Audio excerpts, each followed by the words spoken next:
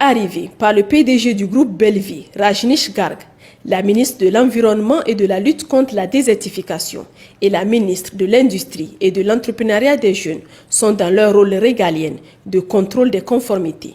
Aussi, après une présentation détaillée des modalités de production de l'eau minérale, une visite guidée des principaux compartiments de l'usine a marqué l'étape cruciale. La société Bellevie, avant d'implanter ce projet de production d'eau minérale, avait sollicité une étude d'impact environnemental et social de la part du ministère de l'Environnement.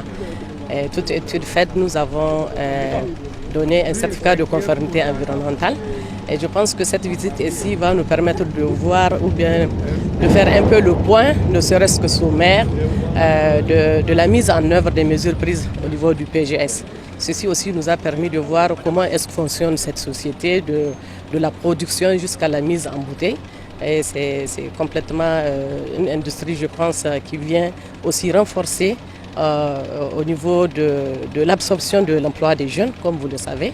Nous avons vu certains jeunes, en tout cas, travailler dans cette usine et je pense que c'est une bonne chose. Et vous avez vu que c'était avec la ministre de l'Entrepreneuriat des jeunes. C'est une industrie et puis en plus, c'est une entreprise aussi qui occupe beaucoup de jeunes. Je suis satisfaite par rapport en tout cas, à la dimension écologique parce que si j'ai pu constater, même les machines sont écolo et donc vraiment compatibles avec l'environnement, qui ne détruisent pas l'environnement. Ça, je pense que c'est assez positif. Ce qu'il y a, peut-être les petites recommandations que nous avons eu à faire, effectivement, c'est le port peut-être des équipements d'audition et aussi de protection. Je pense que la société a pris bonne note pour y remédier. Le groupe Bellevie a démarré ses activités en 2014 au Niger. Cette usine de production d'eau minérale est la troisième installée en juin 2022.